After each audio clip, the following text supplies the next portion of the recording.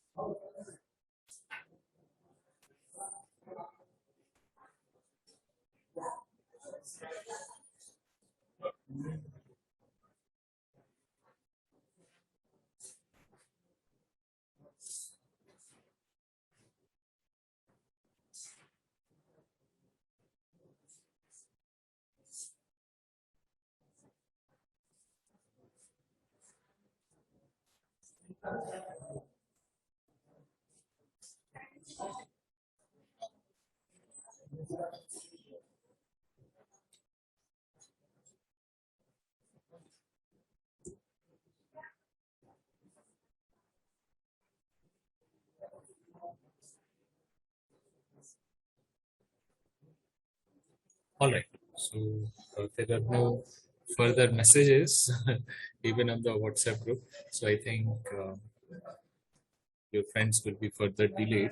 So let them join. जितना जल्दी हो सके. Let them join. Yes. Now Vidhan has joined. Okay. So we will start and maybe थोड़ा repeat भी कर लेंगे बीच में after others join. Okay. So today we will sort of look at the simpler aspects. So once you have data, what do you do? Yeah, we have discussed, I would say, the concepts of middle level complexity already. Measures of central tendency, measures of dispersion. In measures of central tendency, we have discussed mean, median, and mode. And in mean also, we have discussed three types of means. Arithmetic mean, that is the ordinary average, then geometric mean, and harmonic mean. All right. Then we have discussed few of the graphs, few of the more popular graphs, histogram, pie charts, and box plot. Yeah. If required, box plot, we will look at it again after some time. But now we are looking at once we have data, what do we do? Yeah. So we will define many of the basic terms. Yeah. So they were not required earlier. And many times I see that when we start with those very basic definitions, by the time we reach somewhere, by the time we are discussing, say, standard deviation, people have forgotten the basic terms. So first we got in the middle of the subject, yeah, the central concepts of the subject. Then we are looking at the more basic terms. Yeah, that is one way. Okay, so I have a sample data. Let us start with this. Now you have this. Okay. I hope it is visible. Yeah. Now it must be visible. Yes. So we have these numbers, we have some data. What is this data about? Number of students in different sections. Okay. So there are different sections at an institute, like at MIT there are different sections. So these are the number of students. So now how do we tabulate the data? This data as it is, it's called raw data. Yeah. Directly collecting the data, how it looks is called raw data. We have not processed it yet. Processed it yet. There was a tongue twister. Yeah. So अभी तक इस data के साथ हमने कोई process नहीं किया. So this is raw data. This is called raw data as it is collected. Okay. Now, what all we can do with this data? How do we tabulate this data? So what should we do? What should be the first step if we want to process this data? What should be the first step logically? क्या करना चाहोगे आप अगर आपसे कोई पूछा तो ये डेटा आपको इससे कुछ टेबल बनाना है, कुछ इंफॉर्मेशन पास ऑन करना है. Now it is only data, you want to make it information, so you have to process it a little bit. So what do you think should be the first step?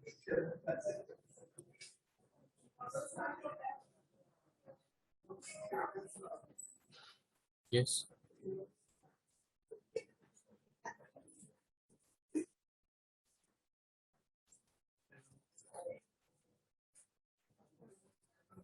Yeah. Now around half of you are there.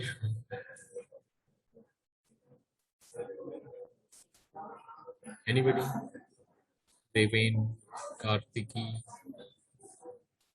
Devin has joined with two devices, or there are two devices. Pradeep, Murli. What should be the first step? You are given this data, raw data.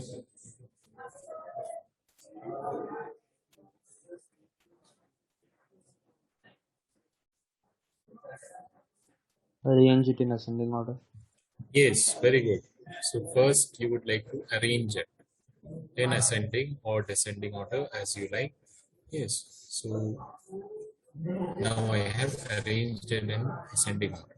So now, see, every time you want to pass on information in this data, you do not want to pass on these 18 numbers. There are 18 numbers. You do not want to pass on 18 numbers always. Yeah. So you want to systematically arrange it and condense it. So to say, condense it. So now you have arranged it in ascending order. The next step will be, if you want, I can also steps. Yeah. You only are saying, okay. So आप लोग ही बता रहे हो, arrange in ascending order.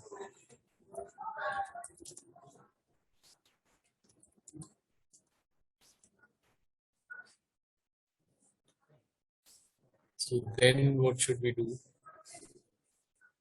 We want to find out intervals. This 19 to 52, these are different numbers.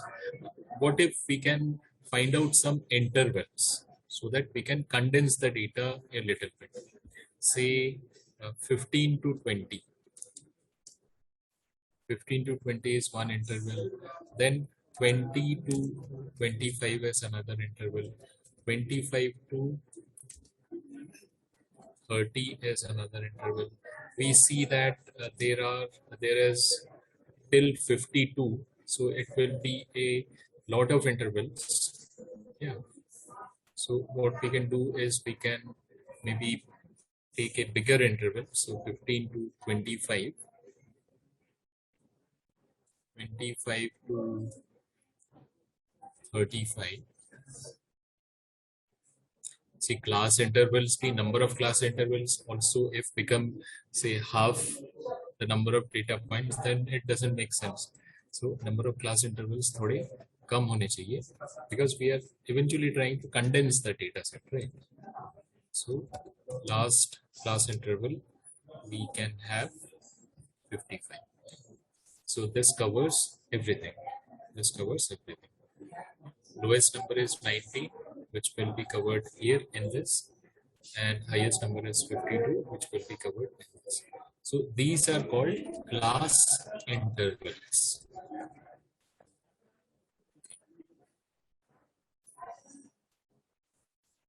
Now, there are few things to notice in class interval. Sometime it will be continuous, say 25 ends here, and the next class interval starts with 25. This interval, class interval ends with 35, the next one starts with 35. Yeah, so these are continuous. So in this case, what we can do is we can consider the class interval as open or closed. What is meant by that? See, open means there is a way to represent also. So when we write open intervals, we write this kind of brackets. Yeah, simple curved brackets. So this shows this is open intervals. That means this 25 is not included in this class interval. Okay, actually it is 15.0001, just after 15 and just below 25.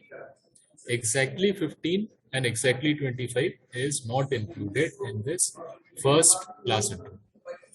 25 is included in the second class interval, then 35 is not included. Yeah. So if we have both the brackets as open, then both the points are not included. Suppose if we want to include 25 here, we will put this bracket. This is called square bracket. And we want to keep this open, we will keep this bracket. Again, 35 is not included in this interval. If you want to include in the next interval, we will put a square bracket here and curve bracket here. Similarly, 45 and this one. So this is open class intervals and closed class intervals. This is also called inclusive class intervals.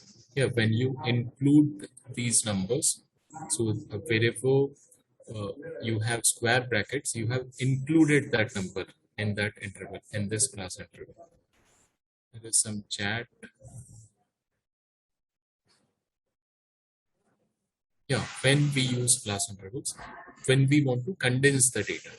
Yeah, we do not want to transfer this entire data every time. Wherever we want to pass on this data to someone, we want to make it information. Now it is raw data. We are trying to make it information. Yeah. So we have chosen these class intervals. Some points, some ends of the intervals are open with this curved brackets, and some points of the class interval, endpoints of the class interval are closed, which we indicate by this square bracket, like the beginning of second class interval, third class interval, and fourth class interval. Okay. So class interval, in class interval, you have to understand this. You had to understand, you had to know this. Okay, so now it is class intervals. Now what we do is we want to find out how many of these numbers are there in the first class interval, how many of these numbers are there in the second class intervals, and so on. So that we called as frequency. What is the frequency in this class interval? So what do we do? How many numbers are there in this class interval? Okay. So how many numbers are there exactly below 25? Remember this, in the first class interval, 25 is not included. How do we know that? Because we have put a curve bracket here. Yeah, simple curve bracket here, not a square bracket. So here we want to write the number of data points which are there in this class interval. Because we are using Excel, it is very nice, it is very easy. Many times when we are transferring data from files, from handwritten material or printed material, so it is very difficult. So what do we do is we put tally marks, and this is only 18 numbers. What if there are 1,000 numbers? 1,000 numbers, and imagine there are a number of pages, and we have to turn pages and see where is the number belonging to this class interval, where is the number belonging to this class interval. So like that we have to make the data usable. Many times it will be the case. So God does not give data in Excel. So we have to make Excel.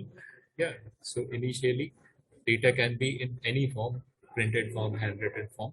So what do we do is we put something called as tally marks. So in this class interval, so we go by so data on this class interval. So we put a tally mark here, which looks like this. Yeah. With keyboard, I have typed capital I, but with hand, it's like a tally mark. Okay. So one more thing. Now I have whiteboard, so we can do a lot of things here. So whenever you are not able to follow something, I can try to explain here. So what I'm trying to explain here is, so 25, 15 to 25. So here we have 15 to 25, both open brackets. Then 25 to 35, 35 to 45, 45 to 55.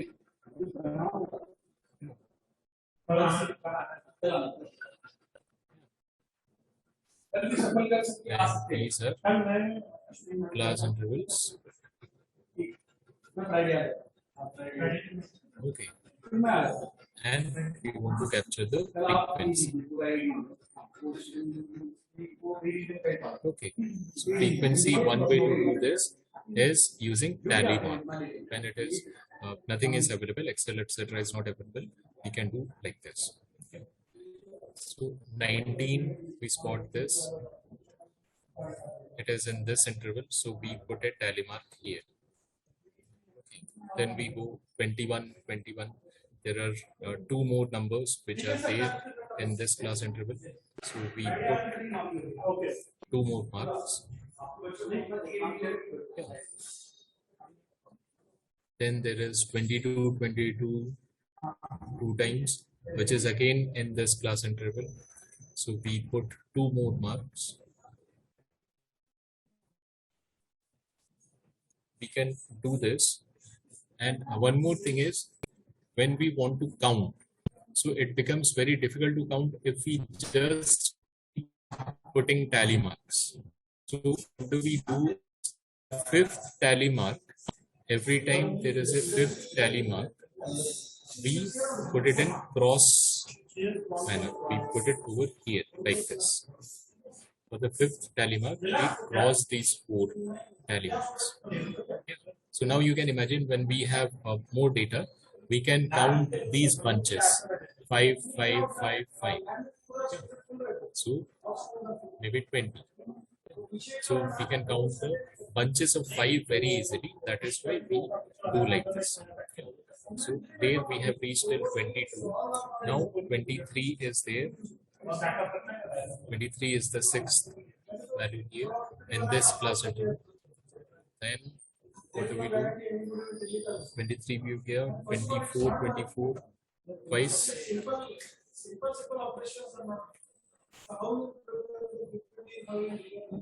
Yeah. Now, are there any more numbers? 24, 25. Now 25 is not included in this class interval because the upper end of this class interval has a curve bracket, simple curve bracket. That means 25 is not included here. So we will close the first class interval, the frequency of the first class interval like this. So the frequency now becomes, you can just write or because we do not know where we can draw this line, so we can note down a little far here. So how many numbers are there in this class interval? So this is 5, 6, 7, 8. So directly we can write 8. So 8 is the frequency of this class interval. Okay, now coming to the second class interval. This may be a today's class may be a little slow for some of you. but we have to know all these things. Okay, so till this is done. Now coming to 25, which is in the second class interval. So we have 25. So we will put one tally mark there. 25, 29. Yes, is in this class interval. So 29 का भी tally mark लगा दिया यहाँ पे. Then 30. Yes, again in this class interval. 30, which is the next number. 31. Again in this class interval.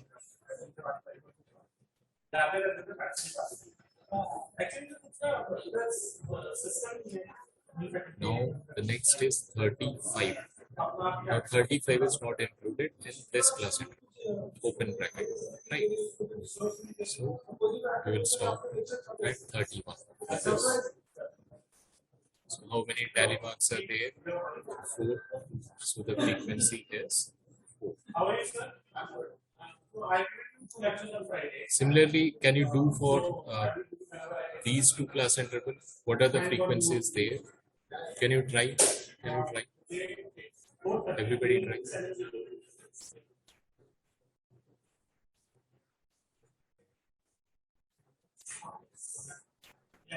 Sir, 35 to 45 is 4. Okay. Yes. 35 to 45 is 4. And 45 to 55 is 2. yes.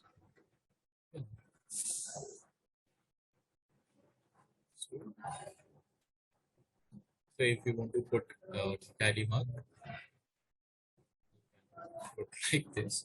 While counting, you can put like this. And ultimately, we get these frequencies. These are the frequencies we get. Okay. So this is about frequency. So we got introduced to frequency. Now we can play around a little with frequency. We can go a deeper with frequency, a little deeper with frequency. So this is just frequency. What we can do is we can have percentage, percentage frequency.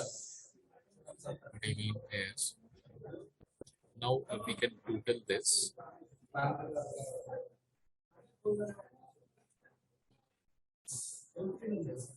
Percentage frequency. So we can total this. This is 12, 16, 18. Total frequency is 18. So now, how much percentage is this? How many data points are there in this class interval? That is 8 divided by the total multiplied by 100. So what value we get will be the percentage frequency here. Yeah. Similarly, for this class interval, what we can do is 4 divided by the total again into 100. Similarly, for this, we can say third formula 4 again because it is 4 divided by 18 into 100. And for this, 2 divided by 18 into 100. So, can we calculate? If you want to use the calculator, you can use the calculator. I will be using Excel because it is easier. I do not want to use my phone. So first one was 18 divided by 18. 8 divided by 18 multiplied by 100.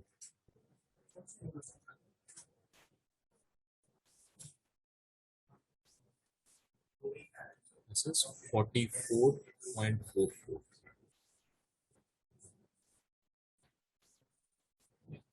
It's 44%. 44 hurt, 44%. So 44.44%. This will be exactly half actually because That is A, and the rest of the things are same. So it will be 22.22. Here also 22.2. And this one will be again half. If you want, you can calculate. I'm just using some logic. So this will be again half of this. Half of this will be 11.2%. Yeah.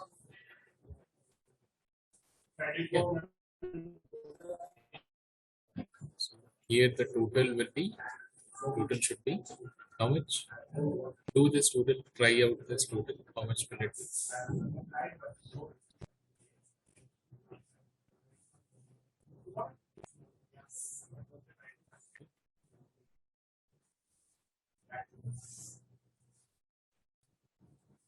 be?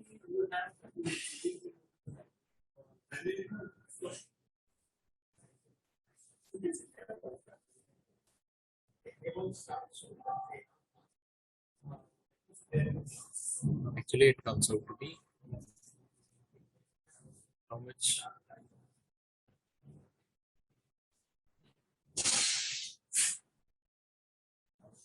Sir, 44.8. 100.1. Yes, 100.1. That 0.1 is coming because we have kept only till 2 decimal places. If we have actually kept, say, till no decimal places, we would have got exactly 100. Yeah. So this total will be always 100. Total of all these percentages will be 100. So this is percentage frequency. So this is one thing we can do with frequency once we have frequency.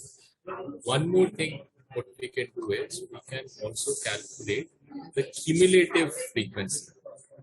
That is very common and that is very useful. Cumulative frequency. In many probability concepts, etc., we come across cumulative frequency. So don't get confused if you hear that term. It's a very simple term. Sorry, let me try one more time. Otherwise, we will adjust with the theta meta. Okay. Yeah, this is straight. Yeah. So this is cumulative frequency we are trying to find.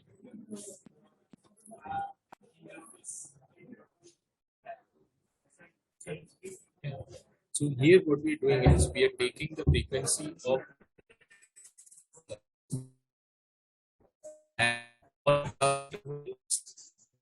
before this. So here in the first class interval, because there are no class intervals before this, we will have only 8.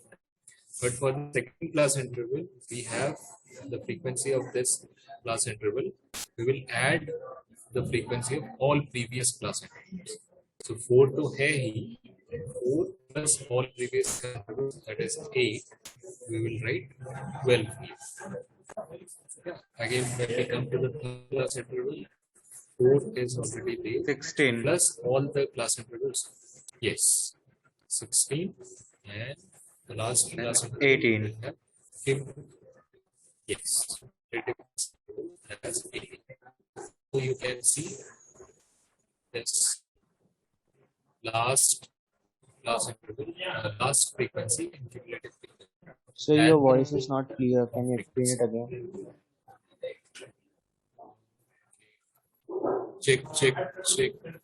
Check. Okay. Maybe I lean back a lot. Yeah. So yes. So what I was saying is the last point in cumulative frequency. Last cumulative frequency will be equal to the total of frequencies. Yeah, that is a check. That is an automatic check you can do. Yeah, when you calculate the cumulative frequency, the last cumulative frequency should be equal to the total frequency, total of frequencies. So this is cumulative frequency. So far today we have learned class intervals, frequency. Why we are calculating class intervals? Because we do not want the raw data transferred every time. We want some information from data. We want to convert it to information. So ultimately, these are the information. Okay. So now we can see, we can at a glance we can see that 44% of the data is between 15 to 25. So, 22% of the data is between 35 to 45. And if we look at the last point, we can say, we can also use the cumulative frequency. We can say that 16 out of 18 data are below 45, or 12 out of 18 data are below 35. Yeah. This cumulative frequency also, we can convert it into percentage very easily. Yes. You can try that out. Yeah. You can formulate one more column, and this 8 will be, of course, 8 will be 44%. Then in the second class interval, these two will be added. Then it will become 66.66. Then in the third class interval, again this number will be added. So it will become 66.66 plus 22.22. That will be 88.88. And in the fourth class interval, sorry, it will come out to be 100. Yeah. So cumulative frequency also you can convert into percentage. Yeah, that also you can. So now you can do whatever you want with frequency. You can use it. I hope. So this was all about frequency. This was very much required. Now coming to types of data. So now automatically we have taken numbers. For example, we took these are all numbers, but it need not be always numbers. For example, your favorite color or your favorite animal. Yeah. So everybody will have different answers. So those data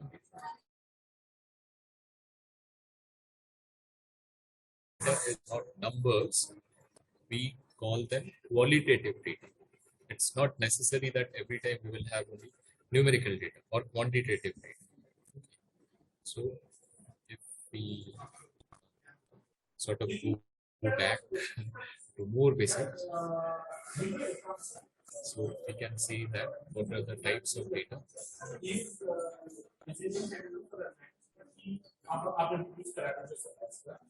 The basic classification, which is very popular, is qualitative and quantitative.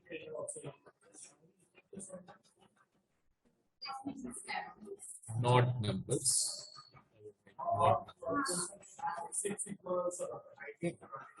And this is quantitative. So the example we just took was quantitative data. This is quantitative data. These are numbers. That is one classification of types of data, qualitative and quantitative. Then there can also be geographic data that is based on locations. Geographical data.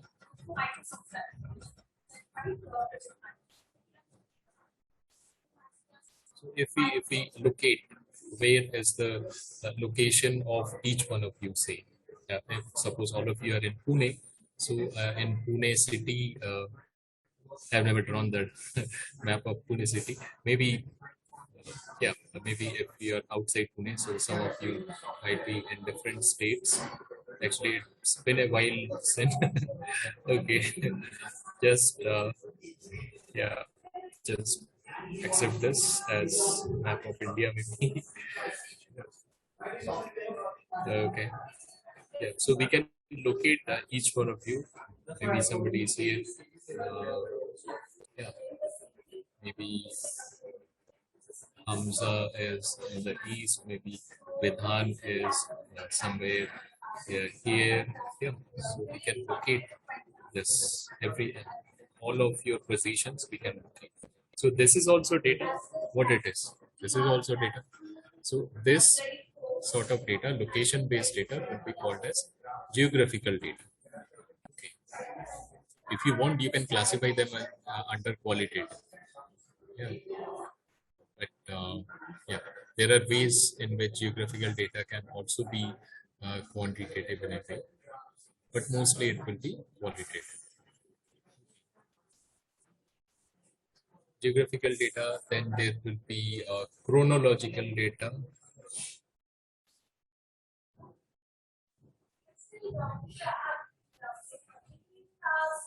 Chronological data is basically date and time.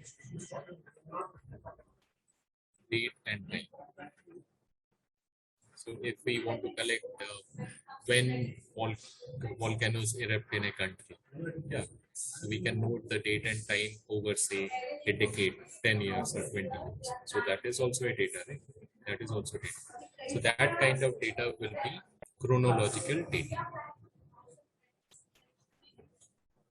So these are the basic four types of data which we come across most of the times. One classification is qualitative and quantitative. Sometimes it makes more sense to call the data geographical data if it is location based data. It is not that let me be clear, or let me attempt to be clear. So it is not that as soon as you hear geographical data, you say it is qualitative data. Geographical data can also be quantitative. अगर इसमें you have that latitude, longitude, yeah. So in that, if you want, you can do calculations, right? So you are here, say, uh, yeah. So Kartiki is here. Kartiki is here. You can do multiplication. You can do some operations, right? So you want to say somebody else, maybe Vidhan is 20 kilometers north and uh, 30 kilometers east from Kartik. So you can do such calculations. It's not that just because it is geographical data, you cannot do plus minus multiplication division. You can convert them geographical data into numbers also. Yeah. Similarly, chronological data, again, this looks like numbers, date and time always. Yeah. So it will be in numbers. So, yeah. So in these types of data, are there any doubts? What is chronological data? You understand. What is geographical data? You understand. No And doubt, the sir. no doubt, okay, the difference between qualitative and quantitative also, I hope you understand. Qualitative is when we express the data not in terms of numbers. And in quantitative data, what we do further in processing is we group the data. When we have quantitative data, most often we try to group the data. That is called grouped data. And by having class intervals, what that's what exactly what we did. We grouped the data. Here the raw data was ungrouped. Raw data was ungrouped. Each data was individual number. Here, by making class intervals, we have grouped the data. In this class interval 8, in this class interval 4. Now it is no longer raw data. It is somewhat processed data. Okay. So these were some of the concepts, and yeah, what else we can do? Oh, we have a lot of time. So coefficient of variation also we can study today. And one more thing is, I hope you understand what is primary data and secondary data. Who can tell the difference between primary data and secondary data?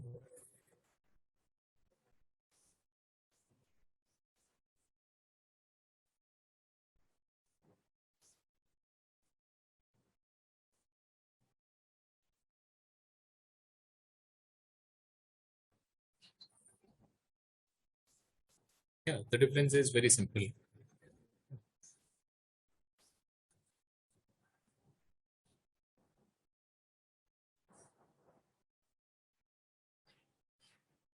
See, you might be using financial statements of some company to for your accounting subjects, finance subjects. So those financial statements, the data there, what it is it primary data for you or is it secondary data for you?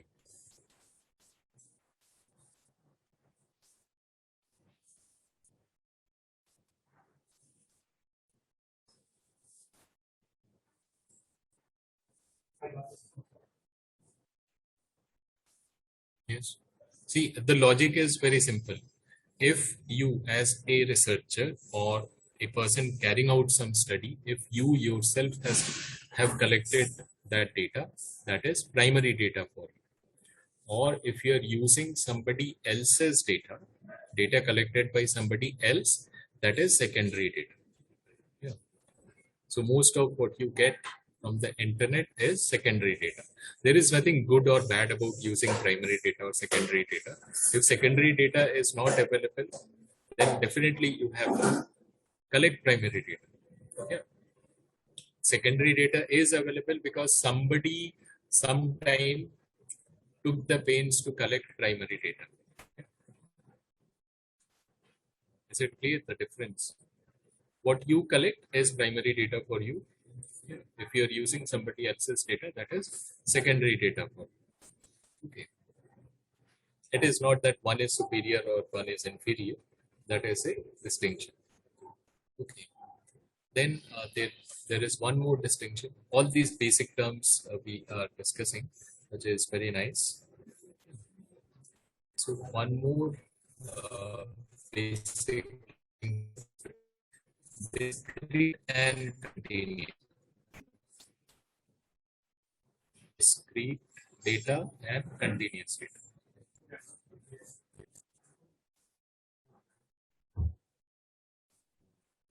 So what is meant by discrete?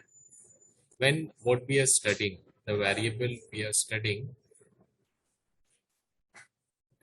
cannot be something in between. It will take only particular values. Yeah. So the date, suppose an example could be the date. Yeah. So today is 28. Yeah. Yesterday was 27. Tomorrow will be 29. So there will be no day with 27.6 date. Yeah, there will be no date with 28.32 date. So date is a discrete data. We do not have such things, right? So date is a discrete data. But height, if you take each one of your heights, it could be anything in between also. It's not that somebody, one of you is 5 feet, 5 inches. So it is not that nobody will be there and somebody else is 5 feet 6 inches. It is not at all necessary that there will not be somebody who is in between. Okay. So I am facing the first power cut while inside the institute. I hope everything is running because we are not using any direct power supply. We are not using any continuous power supply. This is also an example of continuous data, maybe continuous connection. Okay, yeah, it came back. Okay, so in continuous data, the variable can take any values between any given two values. Yeah, say weight or height or anything. So it is possible. What I am saying is, it is possible to have values in between two two values of a given variable. Yeah. Similarly, temperature can be 30 degree, temperature can be 31 degree, temperature can be anything in between also, 30.5 degree, 30.6 degrees. Yeah. So when a data can take any values, yeah, mostly the criteria you can use is if the data can take decimal values, you can call it continuous data. But if it will take only complete numbers, it will be discrete. If it can be counted in whole numbers 1, 2, 3, like that. Yeah. Not only small numbers, big numbers can also be discrete. Yeah, 100, 200, 1000, 3000. But it won't be just any value. It won't be decimals. Discrete values will not be decimals. Okay, so that is one more distinction: discrete data and continuous data. This is important because going forward, probability distributions, the treatment of different probability distributions differ a lot depending on whether we are dealing with discrete data, whether a particular distribution is generating discrete data or continuous data. The most famous probability distribution, normal distribution, generates continuous data. So this is one more distinction. Now, because we have some time, let us start with coefficient of variation. So what is coefficient of variation?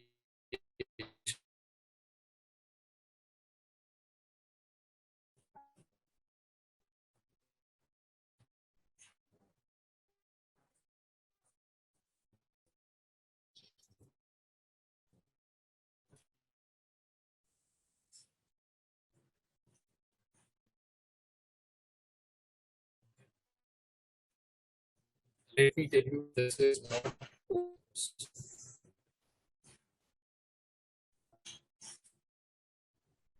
Sir, your voice is breaking. covariance. Okay. Yes. So what I'm saying is coefficient of variance is covariance. Covariance we will study in detail when we are studying correlation. Correlation and covariance we will study together. But what we are trying to discuss today is coefficient of variation. So all of us know what is variance, right? What is variance?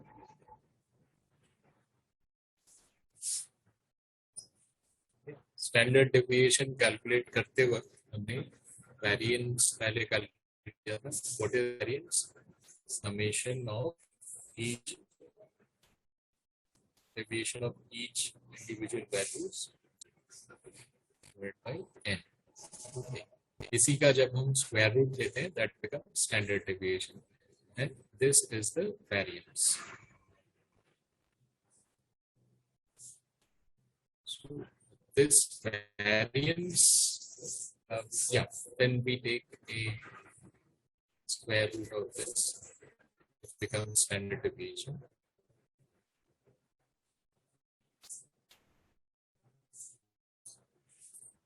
Yeah, this is the standard deviation.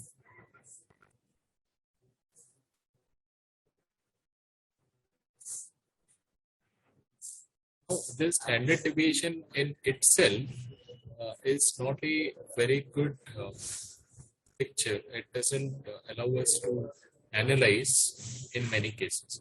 Yeah, I'll give you one example. Suppose say there are three numbers. We have three numbers in one case, which are just 1, 2, and 3. And in another case, we have again three numbers. They are 100, 101, and 102. So what will be the standard deviation in these two cases? Can you try to find out? Use everything. Use everything we have discussed till now. So basically, standard deviation. How do we calculate standard deviation? So in this case, what will be the mean? In this case, what will be the mean? It will be 2, right? In this case, it will be 2, and in this case, it will be 101. So what is standard deviation in these two cases? Can somebody? For both cases, you will have to calculate this number using the formula. So x bar in this case will be 2, x bar in the second case will be 101, 101. So we are essentially summing up the deviations. So if I want to calculate for, say, the first case, what will be the first deviation? Xi, that is 1 minus 2, that is minus 1, square of that. So 1 plus, second point is 2, mean is also 2, that is 0, 0 square, plus the third point, which is 3, minus x bar, that is 2, that is 1, and 1 square is again 1. Okay. So this is the numerator divided by 3, and square root of this. So this is essentially root over of 2 by 3. This is the standard deviation. Standard deviation in the first case. Now coming to the second case, what is the situation? Xi is the first number, x bar is the mean. So the first deviation will be 100 minus 101, that is minus 1. Minus 1 square will be 1. Similarly, for 101, it will be 101 minus 101, that is 0. 0 square will be 0. Plus, the third point is 102. Mean is 101. Yeah. So 102 minus 101, that is 1. Square of 1 is 1. So this will be divided by 3. Square root of this will be the standard deviation in this case. Again, it will be 2 by 3. Square root of 2 by 3. So we see that standard deviation in both the cases are same.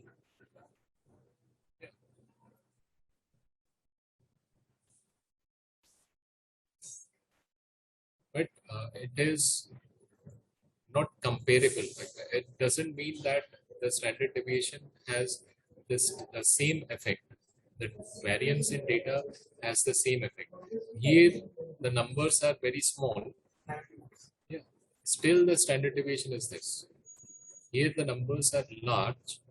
Still, this much standard deviation actually doesn't matter. For practical purposes, we can say that the data varies very less in the second case. Although standard deviation is same, we will say that the data varies very less in the second case, because one is 100, the another is 101, the third one is 102. So the data is almost equal. But here, as the magnitude of data itself is very small, 1, 2, and 3, this much standard deviation is significant. It is important. It becomes important. So to give that idea without having to go through all these calculation every time, to convey that same idea, what we use is coefficient of variation. Coefficient of variation is basically, this is basically coefficient of variation. This is basically standard deviation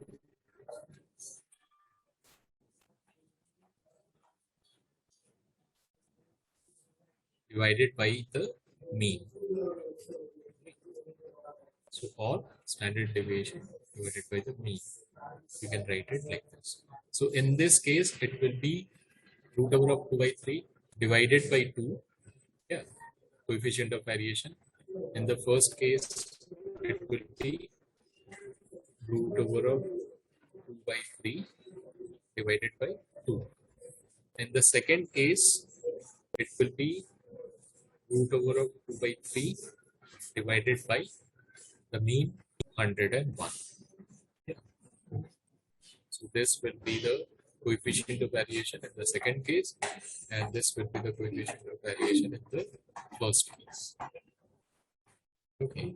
Now you can see this will be a higher number. This will be a much higher number compared to this, because the denominator is very high here. the denominator is high, that means this entire number will be very small. Here the denominator is small, this entire number comparatively will be high. So when we divide the standard deviation by the mean, it gives a better picture of how the data is varying compared to the actual magnitude of data. Is it understood? Can you try to find out some situation where coefficient of variation will be more appropriate than standard deviation?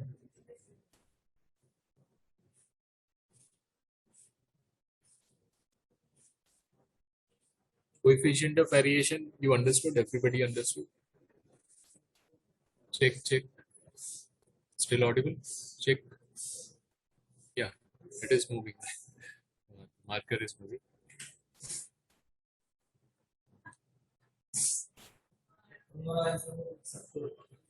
Any doubts? Any observations? Anyone?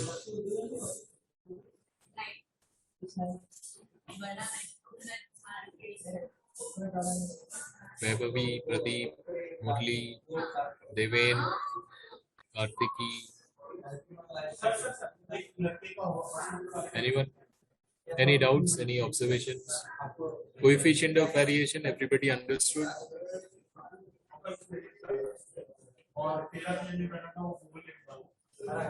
Somebody wrote something in chat. Okay, Murli says no problem. All right. Okay. So please remember coefficient of variation. So far, this is the most complicated term we have studied. It is not actually complicated once we have understood this. Now it is not complicated. Yeah. So, yes. So, all right, I'll note down the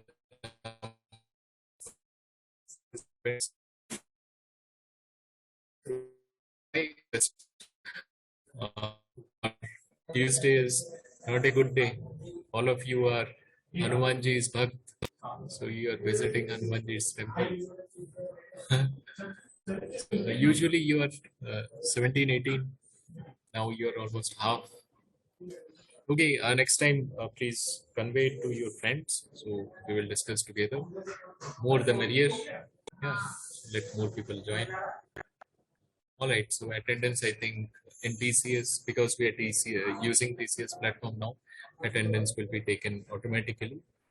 Or if you want, you can send the attendance as usual to Ashwini madam, your class teacher. All right then, thank you very much for joining. We'll meet again soon.